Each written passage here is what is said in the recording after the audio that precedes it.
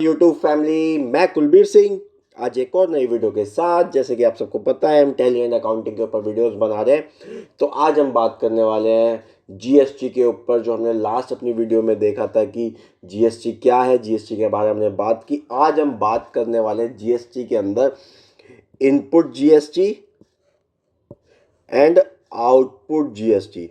कि input GST किसे बोलते हैं और आउटपुट जीएसटी किसे बोलते हैं। इनपुट किस टाइम यूज किया जाता है या आउटपुट किस टाइम यूज किया जाता है, कि हमें आउटपुट जीएसटी है, इनपुट जीएसटी है, इसको हम आउटपुट बोलेंगे। तो आइए उसी के बारे में स्टार्ट करते हैं।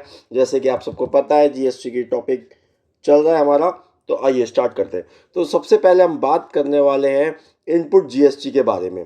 देखिए, इनपुट जीएसटी क्या है।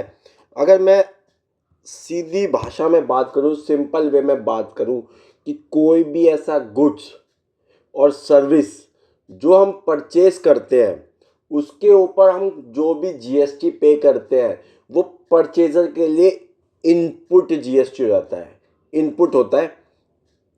ठीक है, तो इसमें हम बात करें इनपुट जीएसटी परचेज। अब एक बात मानिए, एग्जाम्पल के लिए हम कहते हैं, क्योंकि ये मैं आपको जीएसटी टॉपिक बेस इसलिए बता रहा हूँ क्योंकि जनरल एंट्री जब हम आगे करेंगे तो वहाँ पर आपको बहुत हेल्प देने वाला है। ये आउटपुट जीएसटी, इनपुट जीएसटी, ये आपके लिए बहुत हेल्पफुल रहने वाला है। तो जब आप जनरल एंट्री करेंगे तो वहाँ पर जब आप सेल्स करते हैं और परचेज करेंगे, वहाँ पर जब आउटपुट और इनपुट देखेंगे तो आपको ये कन्फ्यूज़न ना हो कि आउटपुट का मतलब क्यों, यहाँ पर आउटपुट क्यों लगाया गया या इनपुट क्यों लगाया गया। अब देखिए एग्जाम्पल में हम बात करें। अब देखिए, कोई भी आपने गुड्स परचेज किए, गुड्स परचेज 20,000, जीएसटी आपने 1,000 रुपीज़ पे किया, तो टोटल इनवॉइस वैल्यू हो गई, टोटल इनवॉइस वैल्यू 21,000। ठीक है, अब जब आपने जो परचेज पे ये जीएसटी पे किया है, ये जो जीएसटी पे किया है, उसी को हम बोलते हैं input GST. Input CGST, SGST या आईजीएसटी, कुछ भी हो सकता है वो। आप ये बात समझिए कि परचेस करते समय जो भी हम जीएसटी पे करते हैं अपने गुड्स के ऊपर, सर्विसेज के ऊपर, उनको हम क्या कहते हैं, इनपुट। वो क्या होता है हमारे लिए, इनपुट जीएसटी।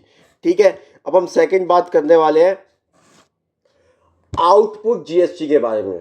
अब आउटपुट जीएसटी क्या होता है। अब देखिए, आउटपुट जीएसटी यहां पर इसका अपोजिट हो जाएगा कि हम जब भी कोई भी गुड्स या सर्विस को सेल करते हैं, यहां पर हम क्या बात कर रहे हैं, आउटपुट जीएसटी। ये किस में यूज होगा, सेल्स में। कि जब भी आप कोई भी जीएसटी पे कर रहे हैं, सॉरी, कोई भी जीएसटी कलेक्ट कर रहे हैं, किसी भी परचेजर से आपने जीएसटी कलेक्ट किया, जीएसटी कलेक्ट किया, ठीक है, सेल करते टाइम, सेल्स टाइम पर, तो उस पर जो भी आप जीएसटी कलेक्ट कर रहे हैं वो क्या होता है, आउटपुट जीएसटी। अब वो चाहे सीजीएसटी हो, सीजीएसटी या एसजीएसटी या आईजीएसटी, आप समझे। सिंपल भाषा में अगर हम बात करें तो कोई भी ऐसी वस्तु या कोई भी ऐसी सर्विस जो आप परचेज कर रहे हैं, तो उसको क्या बोलेंगे, उस पर कोई भी जीएसटी आपने दिया है तो वो आपके लिए इनपुट जीएसटी है। और आप कोई भी ऐसी वस्तु, कोई भी सर्विस, सेवाएं जो आप सेल कर रहे हैं, उस पर आप जो जीएसटी कलेक्ट कर रहे हैं, उसको हम आउटपुट जीएसटी बात करेंगे। अब देखिए, आउटपुट और इनपुट के बारे में हमने बात किया कि ये general entry point of view से, क्योंकि जब भी आप कोई जनरल एंट्री करते हैं, एग्जांपल के लिए बता देता हूं, जब भी आप कोई जनरल एंट्री करते हैं कि सेल XYZ लिमिटेड 20,000 गुड्स, ठीक है, तो और जीएसटी, सॉरी, उस पर आप जो जीएसटी दे रहे हैं वो आप दे रहे हैं 2000 एग्जाम्पल के लिए ले लेते हैं हम। तो जब आप एंट्री करेंगे कि X Y Z limited account debit, ठीक है, 22,000 से टू सेल्स टू जीएसटी। अब यहाँ पे जब जीएसटी आप लिखते हैं तो यहीं पे वो पॉइंट बन जाता है कि यहाँ पर आप अगर सिर्फ जीएसटी लिखेंगे तो वो गलत हो जाएगा। आपको यहाँ पे लिखना आउटपुट जीएसटी, मान लीजिए एसजीएसटी टू आउटपुट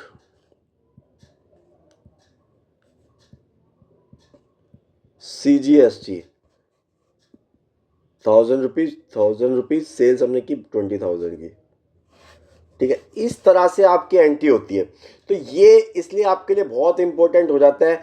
आप कहीं पे भी जॉब कर रहे हैं, अपना पेपर, जब आप कहीं पे भी एग्ज़ाम देने जा रहे हैं, किसी भी चीज़ में आप जब इस फॉर्मेट के साथ आउटपुट या इनपुट का यूज़ करते हैं तो कहीं ना कहीं वो प्रेजेंटेशन बहुत अच्छी हो जाती है आपकी।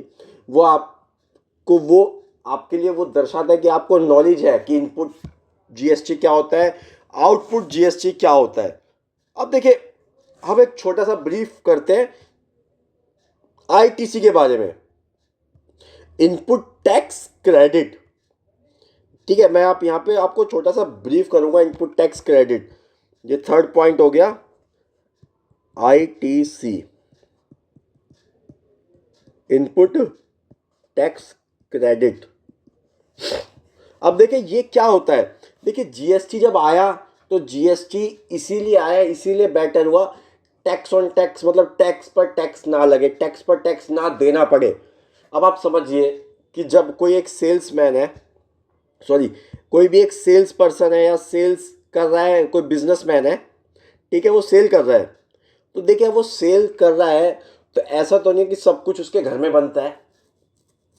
कोई टीवी सेल कर रहा है तो ऐसा तो नहीं है ना कि टीवी वो अपने घर में बना रहा है, ये तो नहीं होता। टीवी वो पहले एक मैन्युफैक्चरर से लेके आ रहा है, कोई भी बड़ा ब्रांड है, फिर उसको अपने शोरूम में लगा रहा है, फिर उसको अपने मार्जिन के साथ सेल कर रहा है और उस पर जीएसटी कलेक्ट कर रहा है। अब आप एक बात समझिए, जब आप परचेस करने आते हैं तब भी जीएसटी देते हैं, और जब आप सेल्स करते हैं तो जब आप जीएसटी कलेक्ट करते हैं, ठीक है। तो जब आपने परचेस किया, टीवी परचेज, ठीक है, आप डीलर हैं, तो डीलर प्लस आप जीएसटी में रजिस्टर्ड है। जब आप डीलर हैं, एक शॉप खोल के बैठे हैं अच्छी खासी, तो आप जीएसटी में रजिस्टर्ड होंगे क्योंकि आप जब सेल कर रहे हैं तो लोकल पार्टीज को भी करते हैं, एक रजिस्टर्ड पार्टी को भी सेल करेंगे, तो जीएसटी की रिक्वायरमेंट बहुत इंपॉर्टेंट हो जाती है आपके लिए। तो आप रजिस्टर्ड है जीएसटी के अंदर,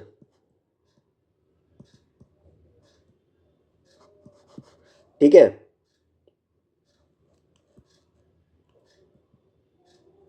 ठीक है, रजिस्टर्ड है जीएसटी के अंदर। जब आप टीवी परचेस करके लाए, आप मान लीजिए 2 लाख रुपए का एक टीवी परचेस करके लाए, 20,000 वाले, प्लस उस पर आपने 10,000 जीएसटी पे किया। अब एग्जांपल के लिए लेते हैं कि input GST minus output GST is equal to liability, ठीक है। अब आप इनपुट जीएसटी आपने 10,000 रुपीज़ का 10,000 रुपीज़ का जीएसटी पे किया, तो वो आपके, जब आप परचेस करके लाए तो वो आपके लिए इनपुट हो गया। अब आपने यही टीवी 2,20,000 में सेल किया, प्लस उस पर 12,000 आपने जीएसटी कलेक्ट किया, तो अब आपके पास आउटपुट कितना हो गया, 12,000। तो अब आप एक बात देखिए कि आपके पास इनपुट था 10,000, मतलब आप 10,000 आप टैक्स देकर आए और 12,000 आपने कलेक्ट किया, तो क्या आप गवर्नमेंट को कितना टैक्स दोगे? क्या आप 12,000 गवर्नमेंट को टैक्स दोगे? नहीं, आप गवर्नमेंट को 12,000 टैक्स नहीं दोगे। क्यों नहीं दोगे? क्योंकि आप 10,000 तो पहले आप दे के आ चुके हो। जिस डीलर से आपने प्रोडक्ट परचेज किया उसको आप 10,000 दे के आ चुके हो टैक्स। आप समझ रहे हैं आप बात, उसको 10,000 आप टैक्स देकर आ चुके, वो आपके बिहाफ पर गवर्नमेंट को टैक्स डिपॉजिट कर देगा। जो कि आपका इनपुट टैक्स क्रेडिट होता है वो होता है आपका आईटीसी, जो का आपके जीएसटी के अंदर रिफ्लेक्ट करता है, जीएसटी की 2B के अंदर रिफ्लेक्ट करता है। तो जब भी उसी को ही हम इनपुट टैक्स क्रेडिट कहते हैं। और आउटपुट लाइबिलिटी आपकी 12,000 की है। तो इन दोनों का जो डिफरेंस है, मान लीजिए अगर आपका इनपुट कम है आउटपुट ज़्यादा है तो आपकी 2,000 रुपीज़ की लाइबिलिटी हो गई। और यहीं पे अगर ये इनपुट 10 की जगह 14 होता और यहाँ पे 12,000 की आपकी लाइबिलिटी होती तो 2,000 रुपीज़ आपका इनपुट जीएसटी में क्रेडिट लेजर के अंदर होता।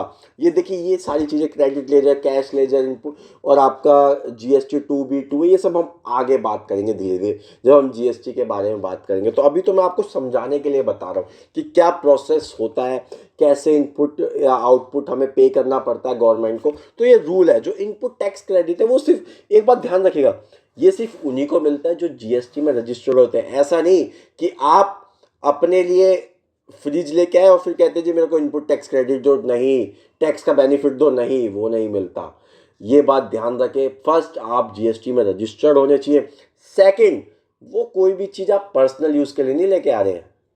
अगर आप पर्सनल यूज़ के लिए लेके आ रहे हैं और उसका इनपुट आप क्लेम कर देते हैं, आप बिजनेस कर रहे हैं और आप बिजनेस करते हुए कोई भी पर्सनल चीज़ का यूज़ करते हैं तो वो रॉन्ग है। वो एक तरह से चोरी मानी जाती है टैक्स की। ठीक है कि आप गलत तरीके से इनपुट का क्लेम कर रहे हैं, इनपुट यूज़ करें पर्सनल यूज़ के लिए, तो वो चीज़ नहीं। तो आपका एक तो पर्सनल यूज़ नहीं होना चाहिए, प्लस आप जीएसटी में रजिस्टर्ड होने चाहिए। जब भी उस केस में आपका इनपुट टैक्स क्रेडिट आईटीसी वो आपको मिलता है, क्लेम कर सकते हो आप उसे। ठीक है ना।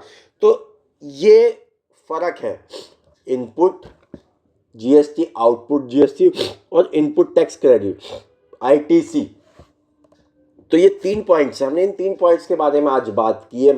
तो ये क्या है कि फ्यूचर में जनरल के अंदर जनरल में आपके लिए बहुत हेल्पफुल रहने वाले हैं कि आप परचेज कर रहे हैं तो इनपुट लगाना है, सेल्स कर रहे हैं आउटपुट लगाना है। और जब हम थोड़ा और आगे बढ़ेंगे आईटीसी होता क्या है, कैसे इसको एडजस्ट करना है, ये सारी चीज़ें। तो इम्पोर्टेंट पॉइंट है आईटीसी क्लेम करने के लिए आपका फर्स्ट ऑफ ऑल जो सबसे इम्पोर्टेंट पार्ट है जीएसटी रजिस्ट्रेशन।